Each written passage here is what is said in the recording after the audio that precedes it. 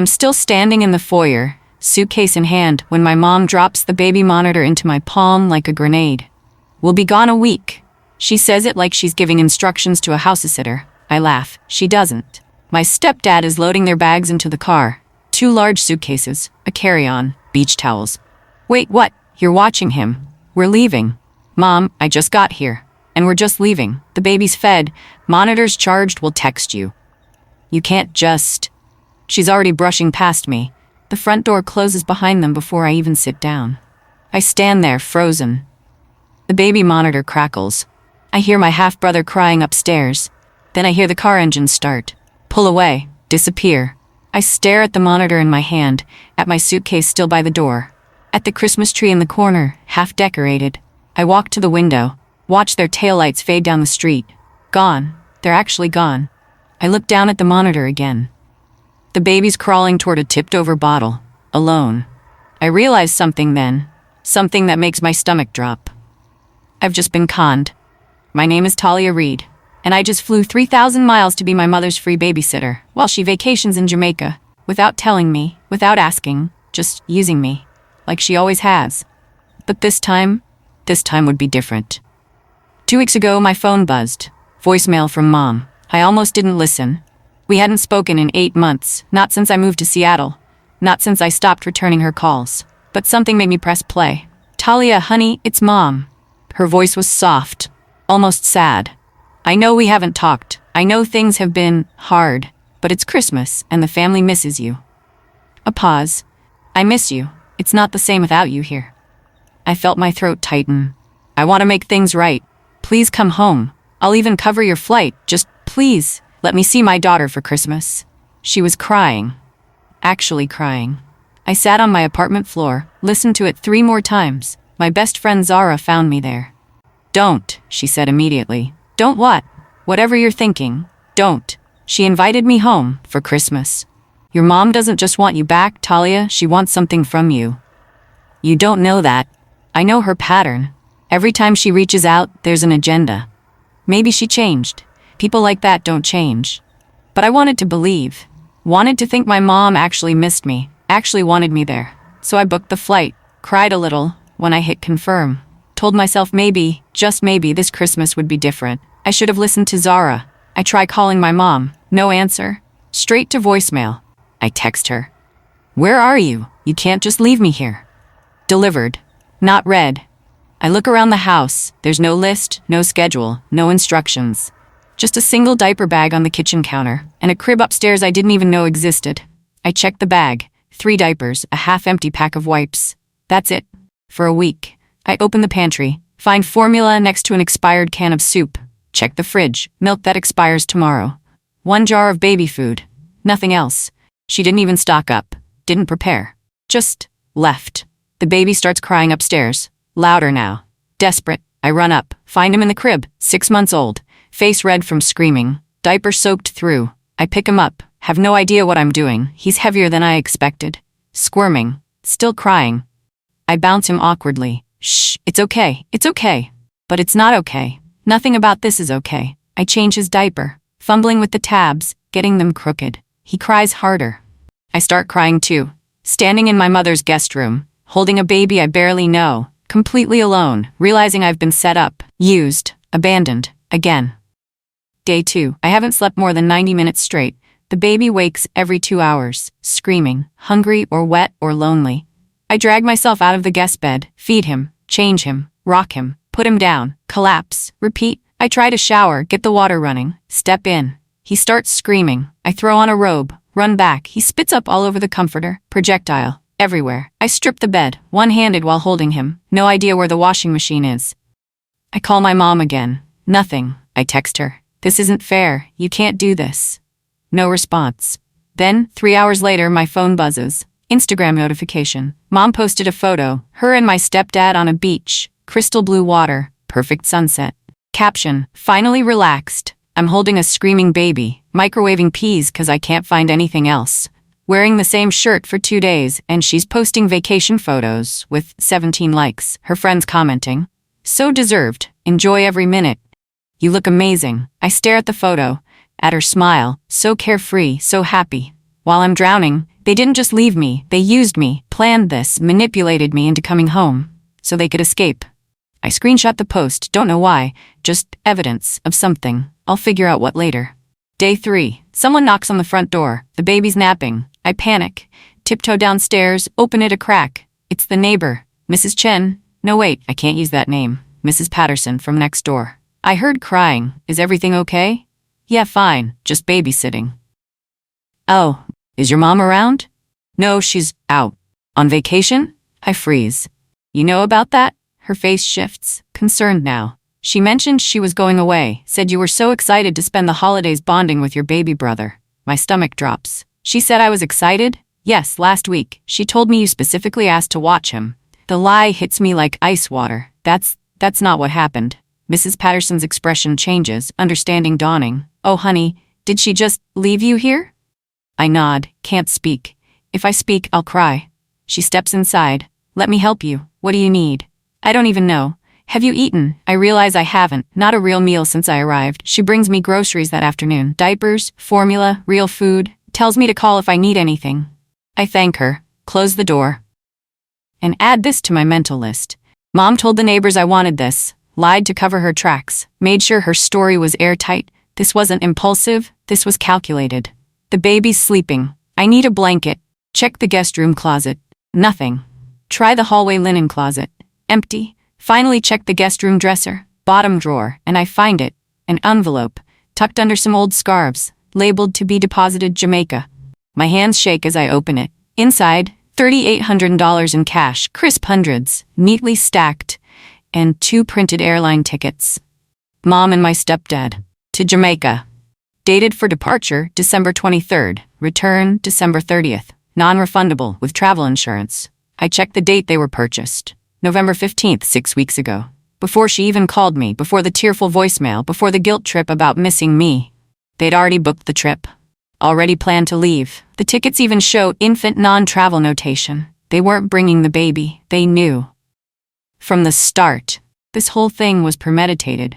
Call me home. Play the loving mother, get me here. Then abandon me with the baby. While they vacation, I sit on the floor, staring at the evidence. This wasn't a last-minute decision. This was a con. And I fell for it. Completely. I take photos of everything. The cash, the tickets, the dates. Evidence. I'm gathering evidence now. Not sure what for yet, but I'm done being the victim, done being used. Something in me hardens, crystallizes, becomes cold and clear. Mom thinks she won. She has no idea what's coming. That night, I fall asleep around 11 p.m. Baby finally down. Monitor on my nightstand, set to high sensitivity. I'm so exhausted I forget to turn it off. At 3 a.m. I hear voices, crackling through the speaker. I jolt awake. Is someone in the house? Then I recognize it. The monitor picked up a phone call. My mom's voice, clear as day.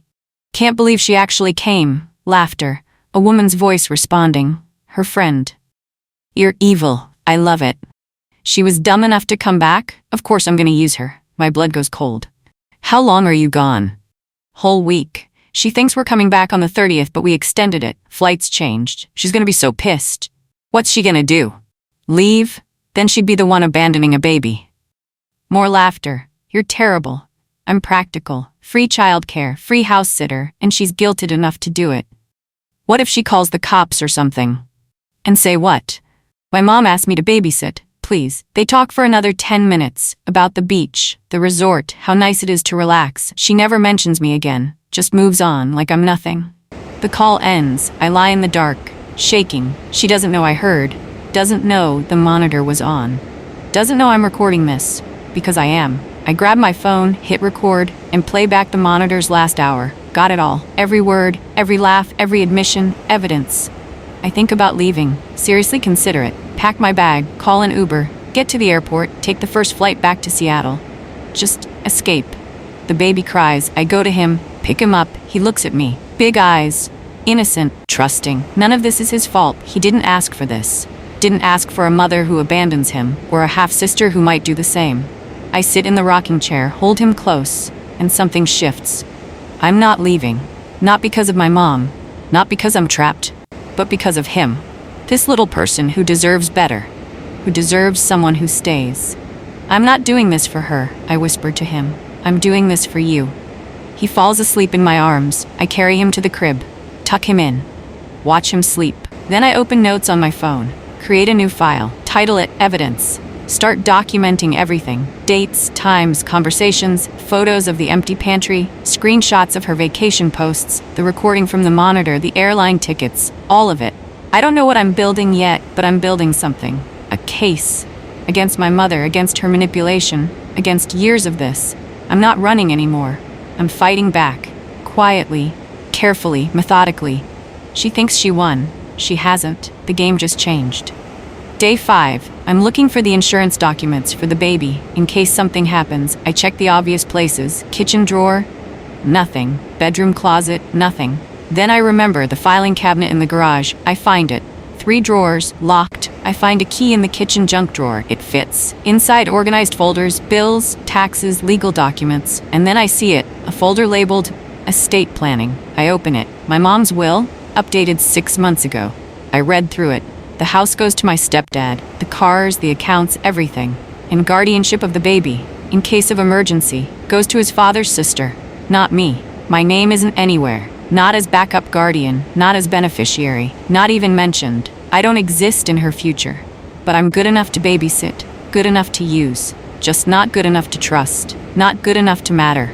I sit on the garage floor, staring at the will, at my own erasure, legal and complete. She didn't even trust me for that. I was just the holiday help, the free labor, the disposable daughter. I take photos of every page, add them to my evidence file. The picture is becoming clearer. My mother doesn't love me, she uses me. And when I'm not useful, I cease to exist. I always knew it, deep down. But seeing it in writing, in legal documents, that's different. That's proof. Not just feelings, facts. And facts can't be argued with. I'm putting up Christmas decorations, trying to make it feel less depressing. The baby's in his bouncer, watching me. I hang an old ornament on the tree, one from when I was a kid. Glass ball with my name painted on it. My hands are shaking, from exhaustion, from everything. I fumble it, watch it fall, slow motion, hit the hardwood floor, shatter, glass everywhere. Talia broken into pieces. I stare at it, and my mom's voice echoes in my head. From years ago, why do you always ruin things? When I broke a dish at dinner, when I spilled juice on the carpet, when I failed a test, when I cried too much, when I needed too much, when I existed too loudly. Why do you always ruin things? I sit on the floor, surrounded by broken glass, and I finally admit it. I came back hoping she'd love me. That's why I answered the phone, why I listened to the voicemail, why I booked the flight. I wanted to believe she'd changed, that she missed me, that she wanted me. But I was never the daughter she wanted. Never good enough, never quiet enough, never useful enough, except when she needed something. Then I was exactly enough. I clean up the glass, carefully, piece by piece, throw it all away, just like she threw me away, over and over, and I keep coming back, hoping, but not anymore.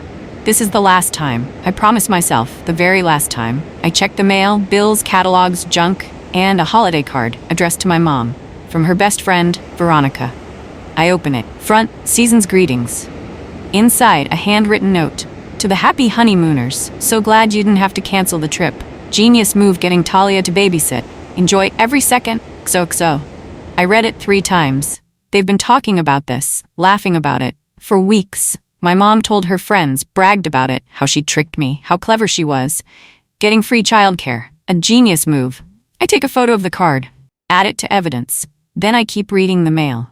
More cards, from relatives, from neighbors, all congratulating her, on the vacation, on the well-deserved break. Nobody mentions me. Nobody asks who's watching the baby, because she told them, told everyone I volunteered, that I wanted this, that I was happy to help.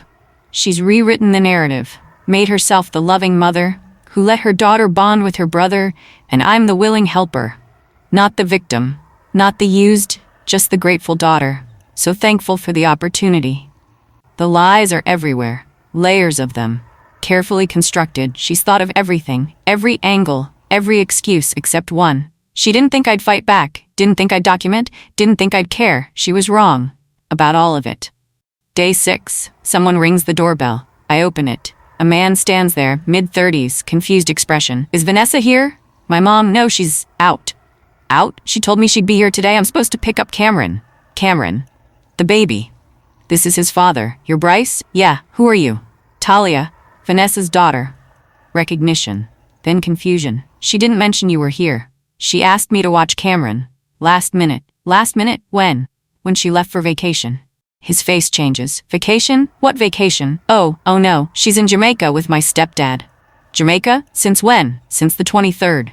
He pulls out his phone, scrolls through texts. She told me she was sick. That's why I haven't seen Cameron this week. We stare at each other.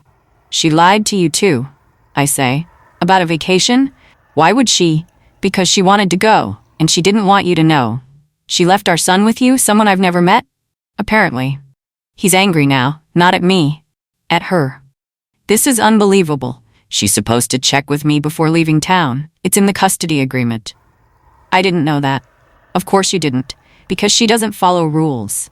He makes a call, probably to his lawyer. I stand there, realizing, even he didn't know. She lied to everyone, covered all her bases, made sure nobody could stop her. Nobody could object. She just left, and now even Bryce is furious. My mom is in more trouble than she knows, and honestly, good.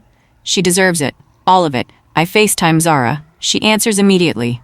Tell me you're on a plane home. I can't leave yet. Talia, just listen. It's worse than we thought. I tell her everything. The tickets, the will, the lies, the recording from the monitor, all of it.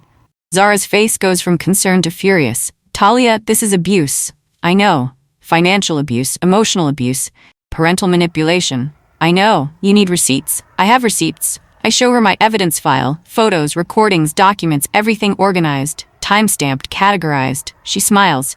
You beautiful, vengeful genius. I learned from the best. What's your plan? I don't know yet, but when she gets back, I want her to know. Know what? That I'm not powerless, that I see what she did, that there are consequences. Legal consequences? Maybe. I'm still figuring it out. Whatever you need, I'm here. I need you to save all this, in case something happens to my phone. Send me everything. I do. Every file, every photo, every recording. Backup evidence. Safe with Zara. She can't get away with this, Zara says. She won't. Promise me something. What? Don't let her talk you out of this. Don't let her guilt you. Don't let her win. I won't. Good, because you deserve better than this. I hang up, feeling stronger. Not alone anymore. I have evidence. I have support. I have a plan. And my mother has no idea what's coming.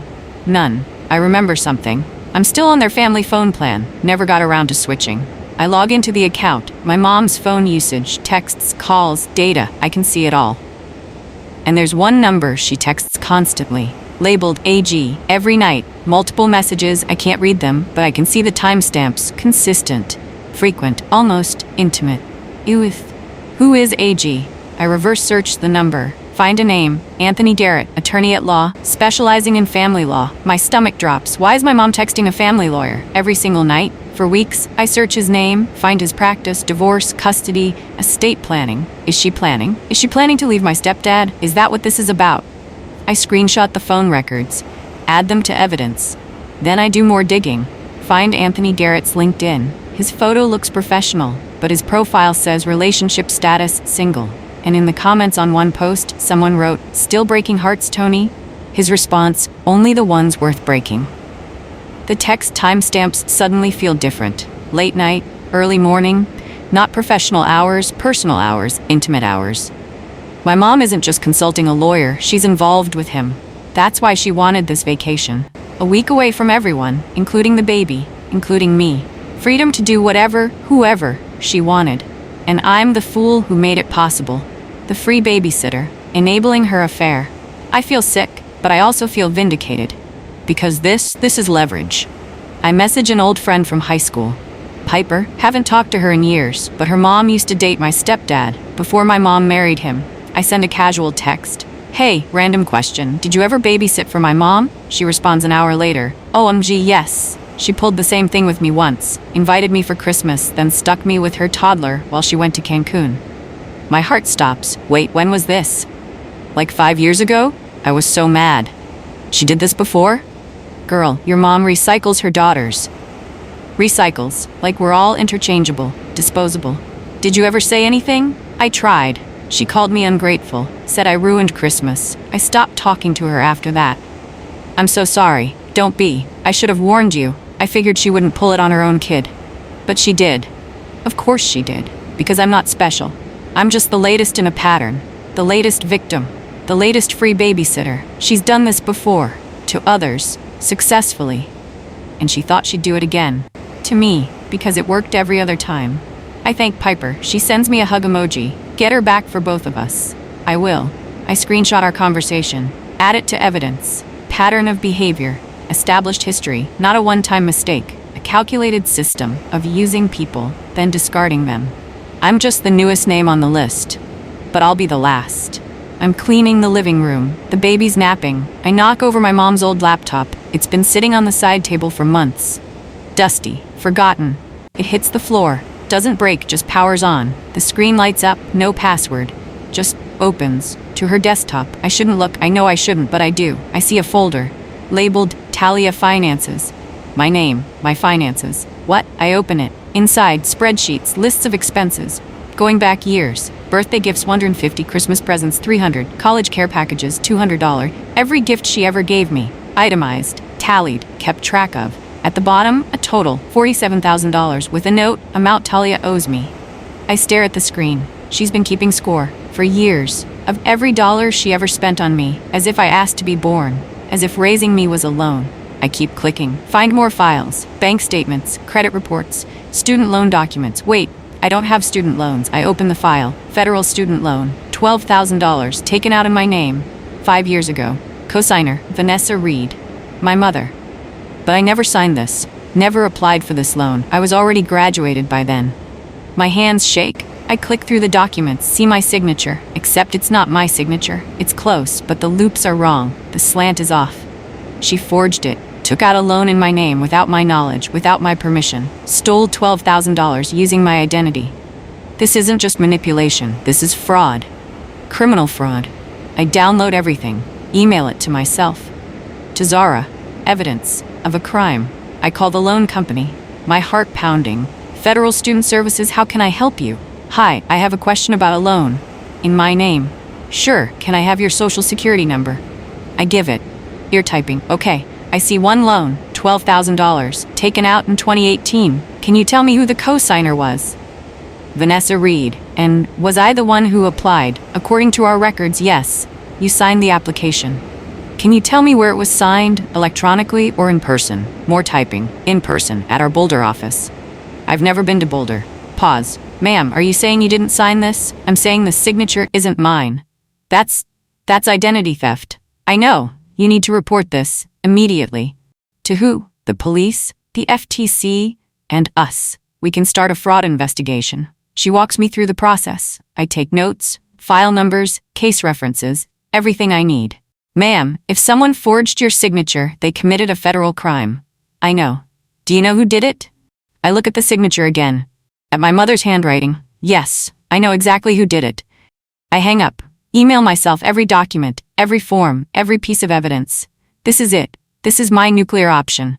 My mother stole from me, committed fraud, used my identity for $12,000. And now I have proof. Legal, documented proof. That she's not just a bad mother. She's a criminal, and criminals face consequences. I'm gonna make sure of that. The baby's finally asleep. It's 11 p.m. I'm exhausted, but I can't stop, can't sleep, not until I secure everything. I upload all evidence to 3 places: cloud storage, email, external hard drive, redundant copies, in case she tries to delete anything, in case she tries to destroy evidence. I'm protected.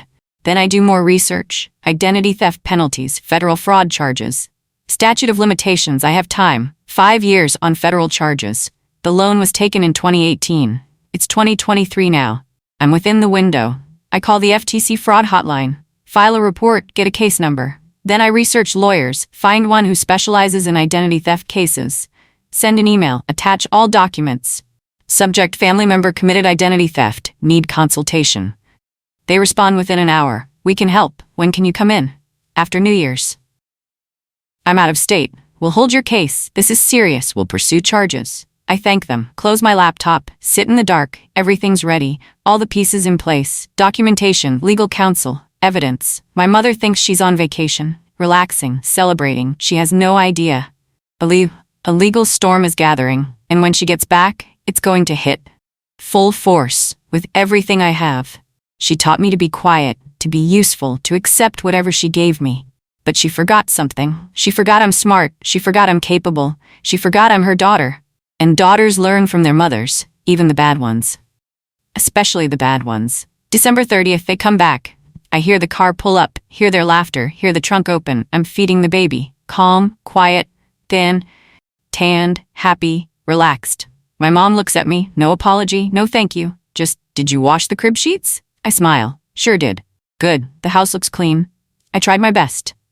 She sets down her suitcase, doesn't even look at the baby. My stepdad heads straight for the bedroom. I'm exhausted. That flight was brutal. Mom nods, starts unpacking in the kitchen, sorting through mail. Anything important happen? Nope. All quiet. Good. She's sorting through the cards, sees the one from Veronica, smiles, doesn't hide it. She thinks she won, thinks she got away with it. Free vacation, free childcare, no consequences. I hand her the baby. He missed you. She takes him awkwardly, like he's a stranger. Did he eat okay? Yeah. Formula's almost gone though. You'll need more. I'll get some tomorrow. She sets him in the bouncer, turns back to her mail, dismissing him, dismissing me. I watch her. This woman who raised me, who birthed me, who was supposed to love me. And I feel nothing, no anger, no hurt, just cold clarity. She's exactly who I thought, and I'm done pretending otherwise. I made dinner, I say. She looks surprised. You didn't have to, I wanted to. One last family meal. Last? Before I leave tomorrow. Oh, right. She already forgot I don't live here. Of course she did. I'm already gone in her mind, already dismissed, already irrelevant. Perfect. Dinner is quiet. I made pasta, salad, garlic bread, lit candles, set the table nicely, playing the role one last time, the grateful daughter, the helpful babysitter, the invisible girl. We eat, make small talk. They tell vacation stories, the beach, the resort, the food. I smile, nod, listen, wait. Then casually I bring it up. Hey mom, random question. Do you remember helping me with a student loan? Back in 2018? She freezes, fork halfway to her mouth. What? A federal student loan for $12,000. I don't know what you're talking about. Really? Because I found the documents on your laptop. Her face goes white. You were on my laptop? You were committing fraud. Silence. My stepdad looks confused. What's going on? Mom took out a loan in my name, forged my signature, stole $12,000. That's ridiculous. I pull out my phone, show him the documents, the forged signature, the loan details, all of it. He reads, face changing. Vanessa, did you do this? I can explain. Did you steal from your daughter? It's not stealing. She owes me. Owes you what? Everything. I raised her, fed her, clothed her. That's called being a parent. She's ungrateful. You committed fraud. Mom stands up, points at me. You need to shut up right now. Or what? Or you'll regret this. I smile, hit record on my phone. Regret what? Exposing your crimes? Stop it. Make me. I'm your mother. You're a criminal. She lunges for my phone. I pull back. My stepdad grabs her arm. Vanessa, stop. She's ruining everything. You ruined everything. They argue. I keep recording. Every word, every admission, every threat, evidence. All recorded, all documented, all permanent. That night, I upload the video to TikTok, YouTube, Instagram. No names, just facts. My mom flew me home for the holidays, told me she missed me, made me cry with guilt. Then the second I arrived, she left me with her 6-month-old baby and went to Jamaica. I show the airline tickets, the dates, the evidence. They were bought before she called me. She planned this. She used me. Free childcare so she could vacation. I show the monitor recording. Her voice, she was dumb enough to come back. Of course I'm going to use her. Comments explode. This is abuse. Call the police.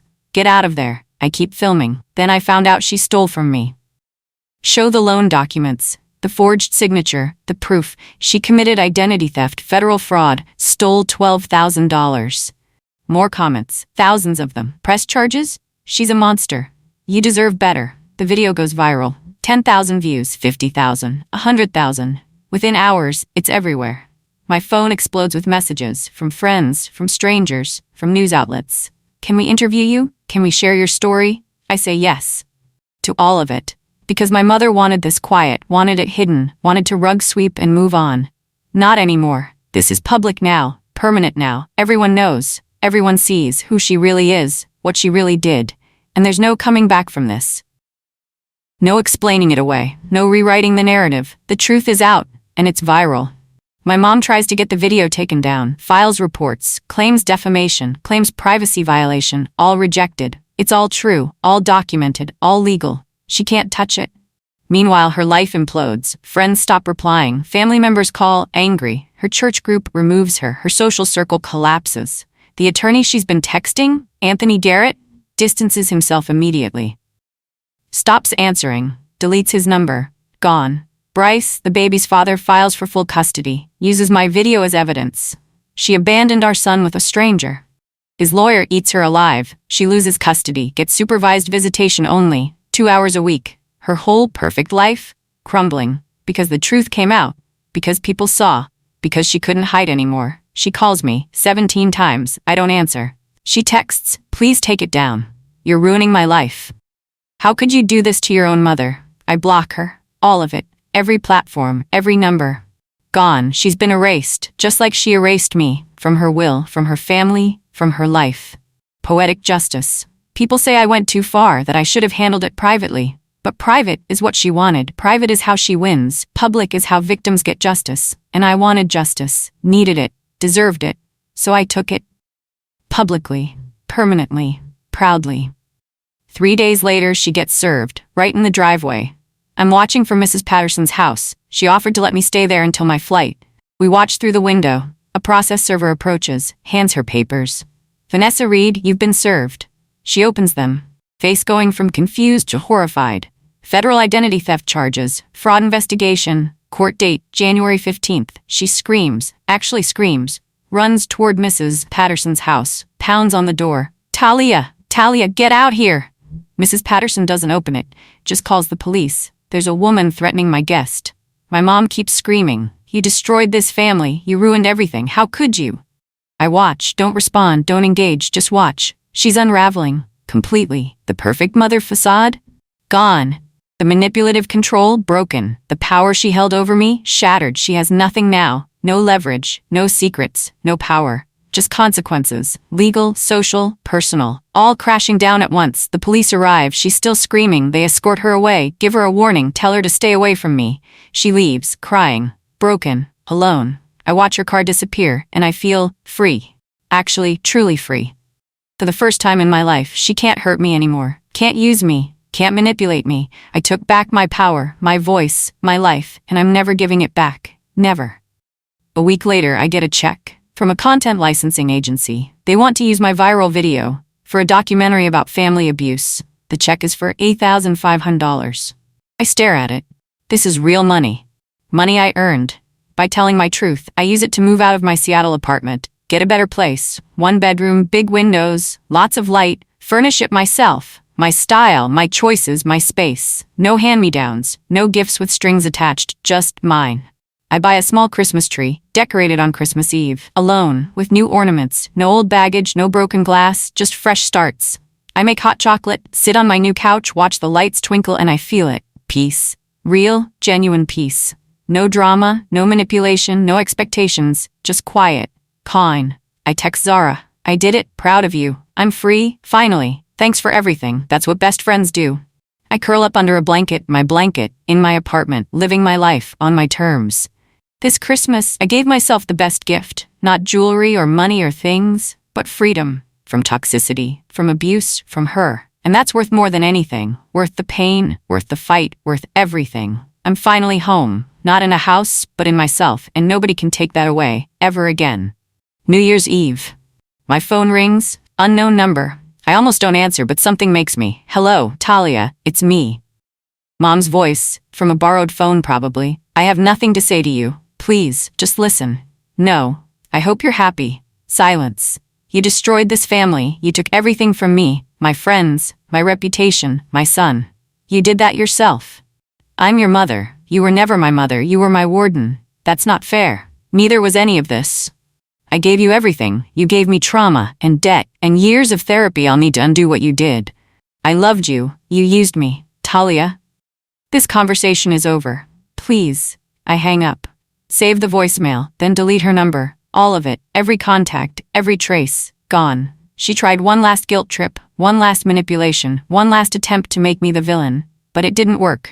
None of it works anymore. I see through it all. The tears, the apologies, the accusations, all tactics, all manipulation, all empty. I pour a glass of sparkling cider, toast to myself, to surviving, to thriving, to choosing me, for once. Finally, midnight strikes, fireworks outside my window, a new year, a new beginning. No more pretending, no more accepting crumbs, no more being small. Just me, Talia Reid, free, whole, unbreakable. My mom thought she could control me forever, thought I'd always come back, always forgive, always forget. She was wrong. This year I gave myself the best gift possible.